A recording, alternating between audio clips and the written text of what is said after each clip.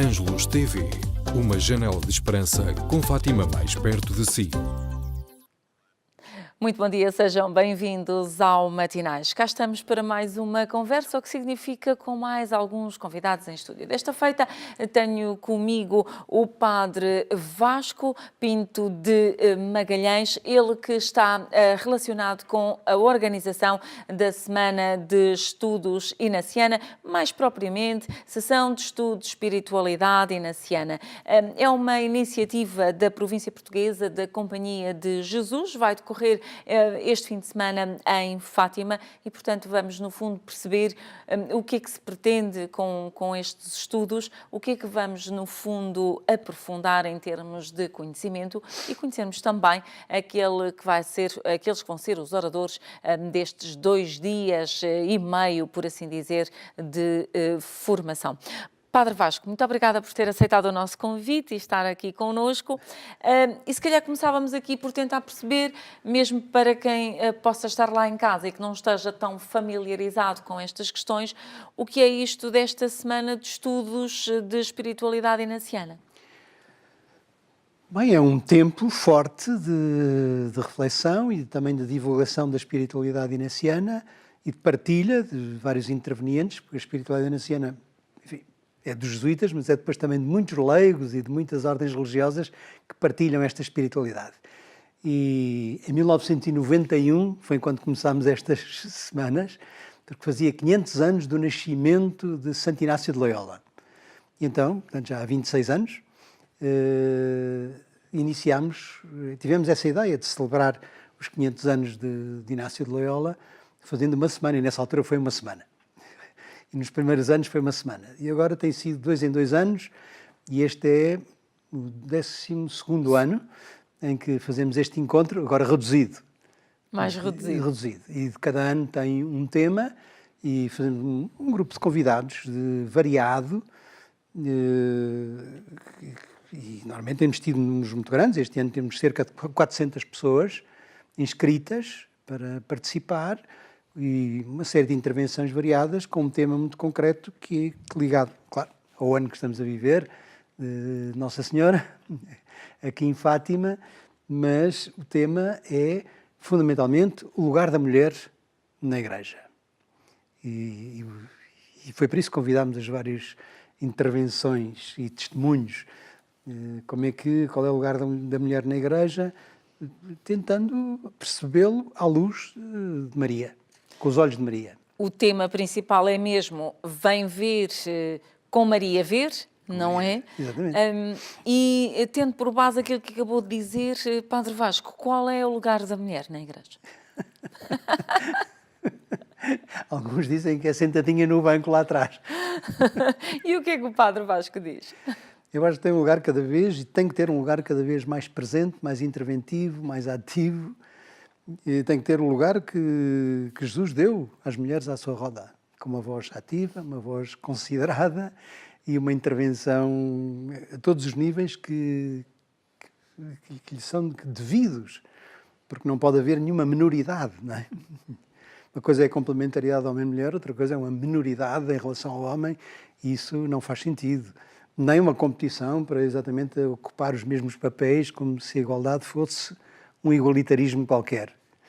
E por isso realmente acho que a mulher tem que ter na Igreja o lugar que teve no Evangelho para Jesus.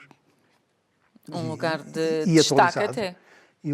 Diga? Um lugar de destaque junto de Jesus. Claro, e muito importante. E que depois, ao longo da Igreja, com muitos altos e baixos, ao longo destes 20 séculos de Igreja, e dependente muito dos vários sítios, há sítios onde a mulher tem, nas igrejas locais, tem uma importância muito grande, e continua a ser em todo lado, mas também há lugares às vezes muito sombrios, também há situações de uma certa minoridade, diria eu, não de exclusão, evidentemente, mas é uma ótima ocasião para, à luz de Nossa Senhora, poder perceber, fazer esta reflexão eclesial. Aliás, o Papa Francisco tem também insistido muito nisso. Na Igreja não há excluídos. E, portanto, também não há esta graduação classista, como se... Agora, há uma grande diferenciação, conforme as vocações. Que vão surgindo ou não. Sim, e por isso é uma realidade em aberto, não? Não há uma predeterminação, não é? Até porque pelas ordens religiosas que vamos tendo em termos femininos, vamos percebendo que, sem dúvida, as vocações continuam aí, continuam presentes e que são áreas onde é necessário intervir na nossa Igreja. Sim, sim, sim, sim. E fala-se muito de crise de vocações, mas o que é uma diversidade maior de vocações e se calhar um maior apuramento de cada carisma. E por isso talvez tenha diminuído a quantidade, mas não a qualidade, necessariamente. E acho que a Igreja até, neste momento, com grandes diferenciações e até movimentos internos um pouco fortes, eu acho que está num período de afirmação e de expansão em relação, sobretudo, ao serviço dos mais pobres. E, de facto, até na altura não podemos pensar mas, calhar, esta semana, no dia em que o Papa institui o Dia da Pobreza, ou o Dia dos Pobres, podia ter sido esse o tema. Pode ser que seja para o ano. Já tivemos esse tema. Tivemos, o ano passado, o tema da alegria, tínhamos tido o tema da felicidade, depois tivemos os temas mais especificamente da espiritualidade inaciana, como o discernimento, a história, a missão, as missões à maneira de São Francisco Xavier. Bem, ao longo destes anos fomos variando os temas. O discernimento, que volta a ser até um tema muito atual quando se fala de vocações, sejam elas sacerdotais ou matrimoniais. Sim, mas e o discernimento vai para lá da escolha e do encontro da vocação, vai para lá para a capacidade de fazer decisões corretas no dia-a-dia.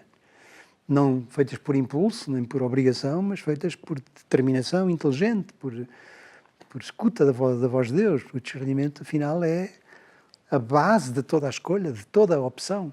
Não é? Nestes dias de reflexão, nesta 12ª sessão, os participantes, mais de 400, referenciava há pouco, vão ter a oportunidade também de poder descobrir Maria nos vários sítios que ela ocupa na nossa Igreja. Sim, é um bocadinho essa a ideia, porque é aqui a fonte inspiradora, os óculos como queremos olhar para a realidade hoje, tantas vezes discutida, até às vezes um bocadinho polémica, do lugar da mulher na Igreja.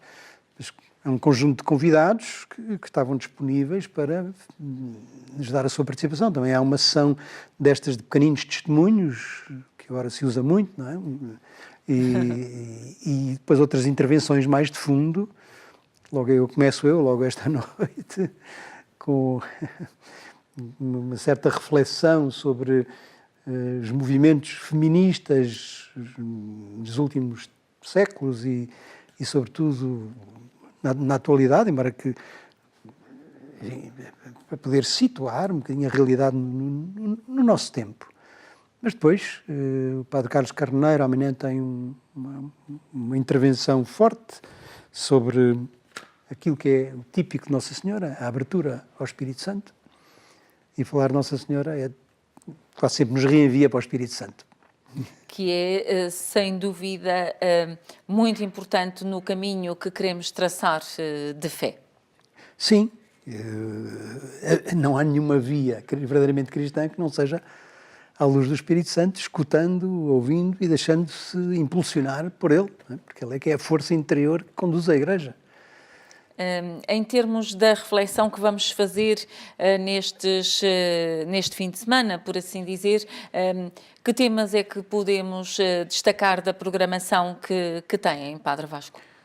Disse estes dois, mas depois também há aí um tema que pode ser muito interessante, que é a vocação para a justiça, né? Onde tínhamos uma irmã, Irene Guia, que foi convidada, mas que neste momento está no Kurdistão, em missão, e lá agora não pode sair, por razões políticas, e, portanto, será substituída por uma outra pessoa, não, uma senhora casada, mas que também tem uma experiência muito grande no voluntariado em situações graves de injustiça, e isso pode ser uma conferência interessante, mas o que lhes pedimos foi que se inspirassem no Magnificat de Nossa Senhora, que é exatamente o hino da defesa da justiça do Reino de Deus, não é? Um dos temas é a identidade peregrina do crente. Sim. O crente tem uma identidade, Padre Vasco? Tem, evidentemente. A fé identifica-nos, porque o que nos identifica é a relação. A relação pessoal e personalizada é que nos dá identidade. Se a fé é uma relação preferencial por um caminho de Deus, então a identidade está toda nisso. A identidade não é uma realidade estática, é uma construção que se vai fazendo de chegar à meta que nos é proposta, não é? Portanto, a identidade está em construção. E nesta identidade, por vezes, temos aquela situação de pessoas que nos dizem: bom, eu não sou crente, mas eu acredito em Maria. Como é que analisamos esta situação? Bem, tem essa crença. Quando as pessoas dizem que não são crentes, estão a referir-se a alguma ideia que têm de Deus, a alguma imagem que têm de Deus. Porque não há ateus de Deus, há ateus de imagens, há ateus de ideias de Deus. Estamos a dizer, isso que essa pessoa pensa de Deus, não creio. Mas tenho a minha devoção a Nossa Senhora. Porque realmente não é possível ser ateu absoluto, porque para isso era preciso até ter uma grande fé. Era preciso acreditar com muita força que não há nada. Que não há nada, que é um bocadinho contra a natura, pois, porque realmente passamos a vida a acreditar em tudo e não faz sentido olhar para o mundo e pensar que ele é autoconstruído ou de geração espontânea. Um dos temas também é Fátima, lugar de encontro. E nos últimos tempos, sempre foi, mas nos últimos anos poderíamos dizer que Fátima consolidou-se, de facto, como um lugar de encontro dos mais variados âmbitos e, se pensarmos em termos de religião, até um lugar de encontro para o diálogo interreligioso. Tem sido cada vez mais, e este ano foi sobretudo isso, não é? A celebração do centenário trouxe a Fátima muita gente nessa atitude positiva, e a própria vinda do Papa Francisco, que marcou aqui um lugar de encontro e uma atitude que foi muito importante. Eu fiquei tocado quando ele disse que não deixem que vos roubem a esperança, não é? Que disse aqui em Fátima. Exato. E sem esperança não há encontro, porque a esperança é o início, é o movimento que nos leva ao encontro dos outros. E ao encontro de Deus. Sim, evidentemente, e portanto, Fátima devia ser isso, o lugar da pessoa se encontrar consigo própria, antes de mais nada, se encontrar consigo própria através de Nossa Senhora e aí encontrar-se com Deus, porque Maria é sempre ponte para Cristo, não é? Neste caminho e nesta ponte que Maria pode ser entre nós e Deus, e o percurso que queremos fazer até chegar ao seu coração, quando se fala num dos temas aqui, com Maria, ver a paixão, é ver esta paixão que precisamos de ter por Cristo para conseguirmos o verdadeiro encontro com Ele? Sim, acho que nos ajuda a ter uma visão provavelmente não, certamente nova e mais profunda, se tentarmos fazer esse exercício, que é bonito, que a Isabel Figueiredo fará connosco, porque ela aliás tem um livrinho muito bonito sobre isso, publicado, de como é que Nossa Senhora terá vivido a paixão. Porque às vezes vemos a paixão de uma forma catastrófica, ou pessimista, ou como se fosse uma desgraça, ou vê-la como a ressurreição, a entrar no mundo e a transformá-lo. Isto não tira a dor da mater dolorosa, da dor de uma mãe que vê o filho sofrer, mas com que olhos de fé ela terá visto. E, portanto, com certeza que Nossa Senhora nos ajudará a viver de uma forma positiva, ressuscitante, a paixão de Cristo. Não para negar a dor e o sofrimento, mas para perceber que as dores são sinal de qualquer coisa que está a nascer. Sinal de vida. Sim. E então acreditamos que esse pode ser um tema muito sugestivo. Como é que cada um de nós vive a paixão? Sim. Como é que São Pedro a terá vivido? Como é que Nossa Senhora a viveu? Porque é preciso, no fundo, esta paixão para uma fé mais consistente. Sim, no verdadeiro sentido da paixão, que é a entrega de amor pelo bem dos outros, não é? Porque a paixão não é um mero apaixonamento. Não estamos aqui a falar em termos físicos, mas em Sim. termos de nossa espiritualidade, Sim. de comunhão com Deus. Sim, a paixão na espiritualidade é uma passio, uma passagem de amor, não é? Apaixonar significa sair de si para ir ao encontro no sentido cristão. Depois é no sentido emocional, ou mais ou menos romântico, que tem o seu lugar. Mas aqui, a paixão de Cristo significa a passio, aquilo porque Ele passou por amor. Exatamente o que significa isso. E que nós podemos chegar lá através Também dela. devemos viver a nossa paixão, porque a nossa entrega de amor também implica doação, implica entrega, implica alguma morte. E implica deixarmos para trás algumas coisas que às vezes nos podem ser mais mundanas e que nesta entrega é preciso deixar ficar para trás. Sim, amar é de alguma maneira morrer. Padre Vasco, um outro tema, sem dúvida, curioso para estas reflexões nestes dias é o sacerdócio e o lugar da mulher. Sim, claro. Sem dúvida, um tema muito forte e muito quente. Será tratado por essa teóloga, Stella Morra, que aí está, que é uma italiana, professora em Roma, na Universidade Gregoriana, na Universidade dos Jesuítas, que virá tratar esse tema, que às vezes se pensa um tema fechado ou fantasioso, mas tem muito que se lhe diga, porque eu também falarei um bocadinho disso, porque creio que é um tema muitas vezes mal colocado. Mas tem muito que se lhe diga, porque é redutor pôr o sacerdócio,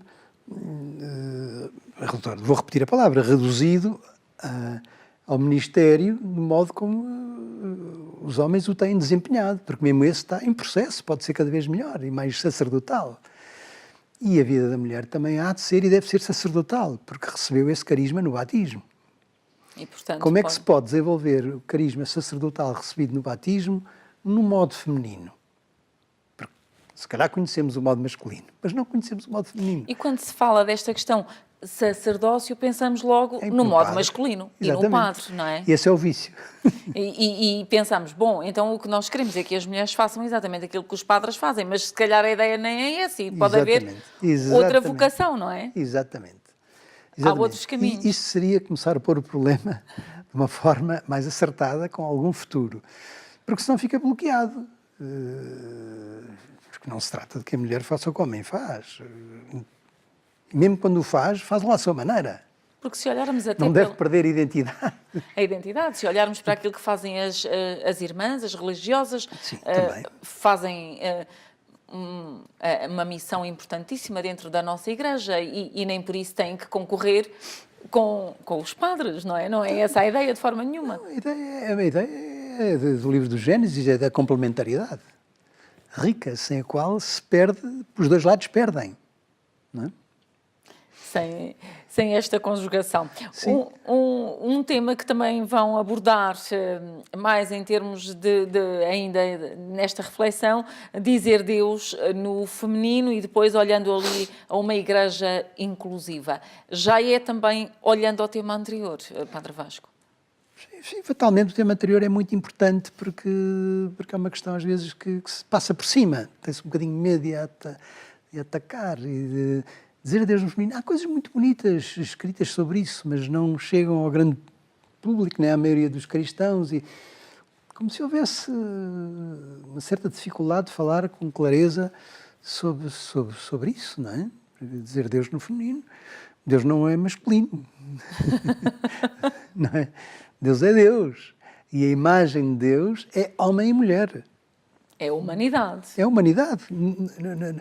Nesta dupla complementaridade. Criou a humanidade e criou-a homem e mulher. É isto que diz o livro do Gênesis. E por isso, muitas vezes, a Bíblia fala de Deus no feminino. As entranhas de Deus, fala de Deus com dores de parto, Os Salmos, então, têm coisas verdadeiramente maternais, forma de falar de Deus maternal. Deus é paternal e é maternal. Padre Vasco, estamos a chegar ao final do tempo da nossa conversa. Que mensagem podemos deixar lá para casa sobre este fim de semana de reflexão? São tantas, não é? Bom, a mensagem que eu deixo é que se virem outra vez, que tenham a oportunidade de procurar, porque eu acho que a espiritualidade ignaciana é um bom contributo, muito aberto, de reflexão sobre a teologia. É um caminho dentro da teologia, que muitas pessoas às vezes não conhecem muito, e que pode enriquecer, eu diria que é essa a mensagem, por resto, de facto, encontros teológicos e bíblicos, há muitos e de grande valor. O específico deste é ser um pouco vivido à maneira como nós, jesuítas, e o grupo de crentes que partilha deste modo de entender e praticar o cristianismo, pode encontrar aí a sua identidade. E isso é o que andamos todos à procura. Muito bem. Padre Vasco, muito obrigada por ter vindo. É assim que chegamos então ao final desta nossa conversa. Tenha a continuação de um excelente dia.